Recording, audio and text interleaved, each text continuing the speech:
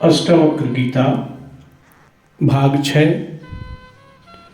अष्टावक्र जी राजा जनक को समझाते हुए कहते हैं, यत्र विश्वमिदं भाति कल्पितं रज्जु सर्पवत् आनंद परमानंदः स बोधा त्वं सुखम चर। अष्टावक्र जी उपरोक्त में मुँह में आत्मा और संसार के संबंध बताते हुए कहते हैं कि आत्मा का कोई रूप नहीं है, वह निराकार है। आकार बनते हैं, बिगड़ते हैं, किंतु मूल तत्व वही रहता है। सोने से विभिन्न आभूषण बनते हैं, वह उन्हें फिर से गलाकर पुनः विभिन्न आभूषण बनाए जाते हैं, किंतु मूल तत्व सोना वही रहता है। जो बनते बिगड़ते हैं वे अनित्य हैं, शाश्वत नहीं हैं। शाश्वत वही चैतन्य आत्म तत्व है। अध्यात्म में इसी अनित्य में मोह करना भ्रम कहा है। यह आज दिखाई देता है, कल नहीं रहेगा, इसलिए इसका मोह करना ही भ्रांति है। फिर अष्टावक्र जी कहते हैं कि रस्सी में जिस प्रकार कल्पित सर्प भासता है, वैसे ही यह सर्प के समान दिखाई देती है, किंतु है यह रस्सी जैसी। केवल तुम्हारी मनोदृष्टि से ही यह सर्प के समान दिखाई दे रही है। जैसी है उसका ज्ञान तुम्हें नहीं है, मूल का ज्ञान नहीं है। जैसे अंधेरे में कोई रस्सी पड़ा हो, सर्प की भांति दिखाई पड़ता है, परंतु प्रकाश होने पर वह सर्प नहीं रहता, वह रस्सी ही रहता है। मनुष्य के मन में जैसे भाव होते हैं, यह संसार उसे वैसा ही भासता है, किंतु संसार उससे भिन्न होता है। मन में भूत का भय रहने पर जंगल में क्या, घर में भी भूत दिखाई देगा। सुखी आदमी को अपना घर अच्छा लगता है तो दुखी को वही घर काटने को दौड़ता है। किसी को रस्सी सांप दिखाई देती है, जैसे तुलसीदास जी को सांप भी रस्सी दिखाई दिया। यह सब मनुष्य की दृष्टि का है, उसके देखने का ढंग, उसकी जैसी मानसिक स्थिति होती है वैसे ही संसार दिखाई देती है। यह दोष संसार का नहीं है, देखने वाले की दृष्टि का है। इसी प्रकार ज्ञानी व अज्ञानी की भी अपनी अपनी दृष्टि है। अज्ञानी को यह जगत का सुख सत्य दिखाई देती है, वह उसे शाश्वत भी मानता है कि यह संसार का सुख अनादि है। तभी तो अष्टावक्र जी भी कहते हैं कि अंधकार में रस्सी सर्प भासता है, वैसे ही जगत में सुख भासता है। ज्ञान हो जाने पर जगत का सुख कल्पित भासता है। इस जगत में सुख की आशा करना मृग मरीचिका के समान है, जो कभी नहीं मिल सकता।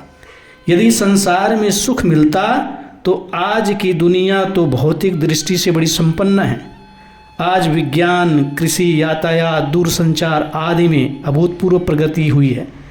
मनुष्य चांद पर भी जा पहुंचा, सूर्य, चांद, सितारों से आगे की जानकारी ले आया, बुद्धि का चरम विकास कर लिया। जैसा लाखों वर्षों में नहीं हुआ, वैसा इन 400 वर्षों में कर दिखाया। आज सामान्य जन को भी घर में जितनी भौतिक सुविधाएं प्राप्त हैं, उतनी 500 वर्ष पहले बड़े से बड़े राजा महाराजे संपन्न व्यक्ति को भी प्राप्त नहीं थी। फिर क्या कारण कि मनुष्य दुखी है? वास्तविकता यह है कि मनुष्य की जितनी सुविधाएं बढ़ी हैं, उतनी ही वह अधिक दुखी हुआ है। आज जितनी चिकित्सा सुविधाएं बढ़ी हैं, उतनी ही बीमारियां भी बढ़ी। जितने न्यायालय बने, उतने ही अपराध बढ़ गए। जितनी भौतिक सुविधाएं बढ़ी, उतनी ही मनुष्य का नैतिक पतन अधिक हुआ। जितना ज्ञान बढ़ा, उतना ही अज्ञान भी बढ़ा। कुल मिलाकर एक विपरीत समानांतर व्यवस्था अपने आप बन गई। क्या कारण है इसका? इसका उत्तर किसी के पास नहीं, केवल अध्यात्म ही इसका उत्तर देता है कि इस संसार में इन भोगों में सुख ढूंढना मूर्खता है। यह मृग मरीचिका है, कभी मिल नहीं सकता, क्योंकि बाह्य वस्तुओं में सुख है ही नहीं। मिलेगा कहाँ से? वह सुख का सागर, वह आनंद का सागर तो सबके भीतर ही बह रहा है, जिसे प्राप्त किए बिना सुख नहीं मिल सकता। उसे पालो तो तुम धन्य हो जाओगे। इसीलिए अष्टावक्र जी जनक को कहते हैं कि यह संसार सत्य है या असत्य, अच्छा है या बुरा, रस्सी है या सर्प, इसे कोई प्रयोजन नहीं। तू संसार नहीं है, न तू संसारी है, तेरे लिए भय का कोई कारण नहीं है। तू आत्मा है, जो आत्मा परमानंद का भी आनंद है। फिर तेरे में दुख भय आदि कैसे व्याप्त हो सकता है? तू ज्ञानी ही नहीं है। स्वयं सारे संशय भ्रम दूर हो जाएंगे। संसार के प्रति जो तेरी दृष्टि है वह बदल जाएगी। फिर राजा जनक को समझाते हुए अष्टावक्र जी कहते हैं, मुक्ताभिमानी मुक्ता बुद्धाभिमानी बद्धा ही इह इयम किवंदंती सत्या या मति सा गति भवीत। अर्थात मुक्ति का अभिमानी मुक्त है और बद्ध का अभिमानी बद्ध है। बद्धो बद्धाभिमानी अपि, क्योंकि इस संसार में यह किवंदंती सत्य है कि जैसी जिसकी मति होती है वैसी ही उसकी गति होती है। अष्टावक्र जी राजा जनक को कहते हैं कि जैसी मति होती है वैसे ही जीव की गति होती है, वैसी आत्मा की गति होती है। यह अध्यात्म का एक सूत्र है, बड़ा मार्मिक है, बड़ा अर्थ वाला है। एक सूत्र और है कि अंतमति सोगति, अर्थात अंत यानी मृत्यु के समय जैसी मति होती है वैसी गति होती है। इस मत की पुष्टि के लिए कई कथाएं हैं। कृष्ण ने गीता में कहा है कि अनासक्त पुरुष कर्म करता हुआ परम पद को प्राप्त होता है। जनकादि ज्ञानी जन भी आसक्ति रहित कर्म द्वारा ही परम सिद्धि को प्राप्त हुए। गीता में यह भी कहा है, योगः कर्मसु कौशलम, जो योग में स्थित होकर कर्म करता है वह भी मुक्ति का अधिकारी है। अध्यात्म में ऐसे अनेक उदाहरण हैं जिनसे यह सिद्ध होता है कि कर्म बंधन नहीं, उसके प्रति जो आसक्ति है, जो राग है, वही बंधन है। बंधन के भय से कर्म छोड़ देना भी पाप है एवं आसक्ति त्याग कर कर्म करना भी मुक्ति का साधन है। इसलिए निष्काम कर्म बंधन नहीं बनता। इस कर्म के संबंध में बड़ी भ्रांत धारणाएं फैली हुई है कि कर्म बंधन का कारण है। जानते हैं, कर्म बंधन का कारण नहीं है। एक कर्म है बांधना और एक कर्म है बंधन से मुक्त होना। किंतु वे ही कर्म बंधन बनते हैं जो आसक्ति, राग, द्वेष, ईर्षा, बदला लेने की भावना आदि से किए जाते हैं। कर्म का कारण शरीर नहीं, मन है। पहले विचार आते हैं तब कर्म होता है। मृत्यु के बाद शरीर तो छूट जाता है किंतु मन साथ जाता है। मन के साथ विचार, वासनाएं, आकांक्षाएं, इच्छाएं, अपिच्छाएं आदि जुड़ी हुई है। उपनिषद कहते हैं मन ही बंधन और मुक्ति का कारण है। मन एवं मनुष्याणाम कारणम बंध मोक्षे, मनुष्य का मन ही एकमात्र बंधन और मुक्ति का कारण है। मन में जैसी भावना होती है वैसी मनुष्य की गति होती है। इसी तथ्य को अष्टावक्र जी इस रूप में कहते हैं कि मैं मुक्त हूँ, ऐसा जो मानता है वह मुक्त है, तथा अपने को जो बद्ध मानता है वह बद्ध है। केवल दृढ़ निश्चय के साथ मानना ही पर्याप्त है। मुक्ति कृत्य का परिणाम नहीं है, ज्ञान का फल है। आत्मज्ञानी भी यदि अपने को बद्ध मानता है तो वह भी मुक्त नहीं है, वासनाग्रस्त है। वासनाएं उसे फिर खींच लेंगी। आत्मज्ञान के बाद भी उसे मुक्ति की भावना करना आवश्यक है। ये सभी कर्म बंधन अज्ञानी के लिए। अज्ञानी यदि यह मान भी ले कि मैं मुक्त हूँ तो भी वह मुक्त नहीं हो सकता। फिर अष्टावक्र जी जनक को कहते हैं, आत्मा साक्षी विभु पूर्ण एकः मुक्तः चित् अक्रिया असंग निष्प्रिय शांतः भ्रमात् संसारवान इव। अर्थात आत्मा साक्षी है, व्यापक है, पूर्ण है, एक है, मुक्त है, चैतन्य रूप है, क्रिया रहित, संग रहित अर्थात असंग है, इच्छा रहित है, शांत है, मात्र भ्रम के कारण संसार जैसा भासता है। इस मूल में अष्टावक्र जनक को बता रहे हैं कि तुम ही आत्मा हो, यह तुम्हें कहीं से प्राप्त नहीं करनी है, आत्मा तुम्हें प्राप्त है। ऐसा मान लेने से जीव और आत्मा में भिन्नता की प्रतीत होती। यह तो तुम्हारा ज्ञान है जिसे कि तुम उसे भूल गए हो कि मैं आत्मा हूं। यही भूल बंधन का कारण है। उसे ज्ञान व बोध द्वारा मात्र अपनी स्मृति में लाना है कि मैं हूं, मैं आत्मा हूं, मैं साक्षी हूं, मैं पूर्ण हूं, मैं मुक्त हूं, मैं चैतन्य स्वरूप हूं। फिर आत्मा के स्वरूप का वर्णन करते हुए कहते हैं कि यह आत्मा सबका दृष्टा है, अर्थात यह सबको देखता है लेकिन इसे देखने वाला कोई नहीं है। यह समस्त प्राणियों के भीतर में विद्यमान है, पूर्ण है और पूर्ण में से ही पूर्ण प्रकट होता है। उसमें कोई कमी नहीं है। जिस प्रकार की माता अपने उदर से कई शिशुओं को जन्म देने के बाद भी पूर्ण रहती है, इसी प्रकार ज्ञान, प्रेम, दया, करुणा आदि को बांटने से वह कम नहीं होती। ऐसे ही आत्मा है। इसलिए अष्टवक्र जी कह रहे हैं कि यह आत्मा भी समस्त प्राणियों के भीतर में चेतन अवस्था में विद्यमान है।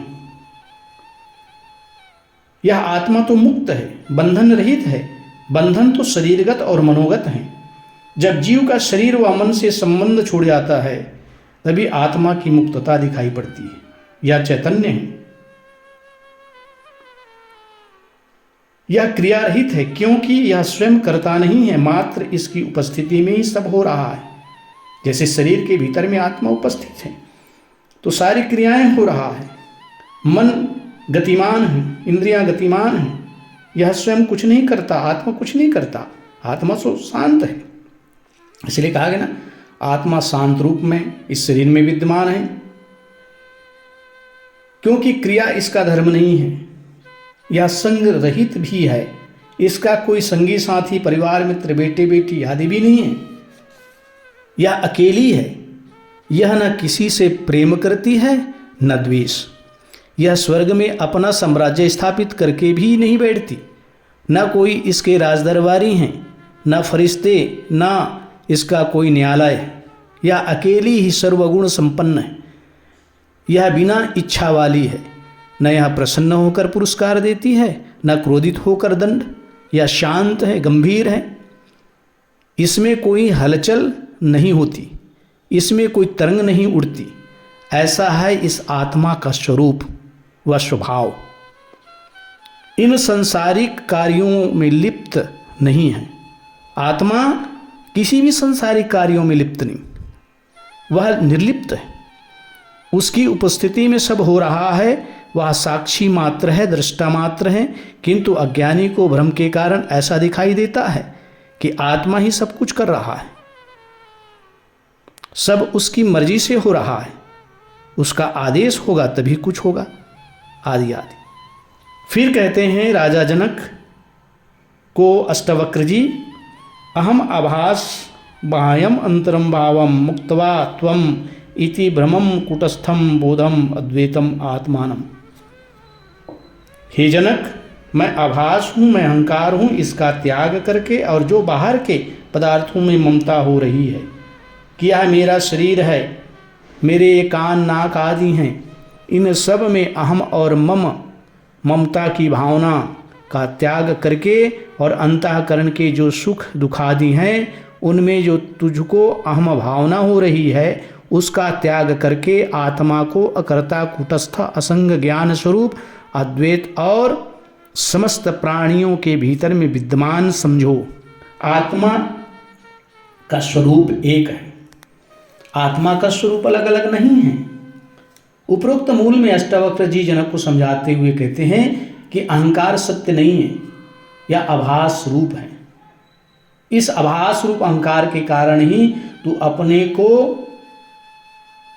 नासमझ समझता है एवं अपने को इसी भ्रम के कारण आत्मा से भिन्न समझता है।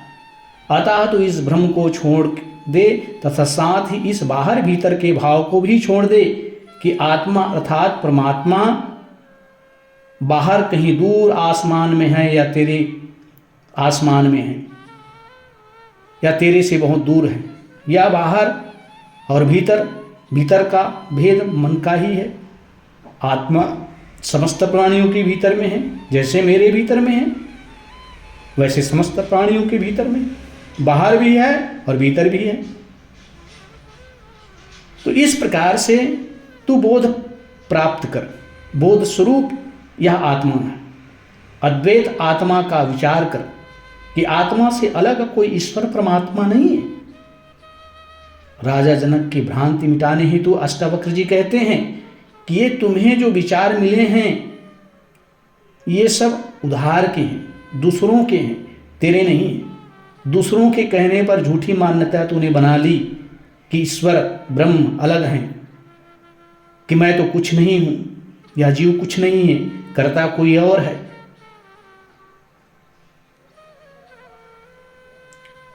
मैं जीव हूं, आत्मा मुझसे भिन्न है। कोई आत्मा को बाहर दृष्टि में कहता है, कोई आकाश में, कोई स्वयं के भीतर आदि। इन झूठी मान्यताओं से सब दुखी हो रहे हैं। आत्मा शरीर के भीतर में ही है, आत्मा से अलग कोई नहीं है। जितने भी शरीरधारी है सबके भीतर में वही आत्मा विराजमान है। और अपने से अलग मान करके तू दुखी हो रहा है। इन उधार ली हुई मान्यताओं को छोड़कर स्वयं जाग कर तो देख, तेरे यह सारा भ्रम मिट जाएगा कि मैं कौन हूं। इसका विचार कर, इसका चिंतन कर कि तू कौन है, मैं कौन हूं, मैं इस जगत में क्यों आया हूं, मेरे आने का कारण क्या है। अपने ज्ञान की दीपक को जलाना मात्र है और कुछ करना नहीं है, जागना मात्र है। और जिस दिन जाग गए उस दिन समस्त बंधन खुल जाते हैं, समस्त बंधन टूट जाते हैं। हे राजा जनक, तू ऐसा निश्चय कर और सुखी हो।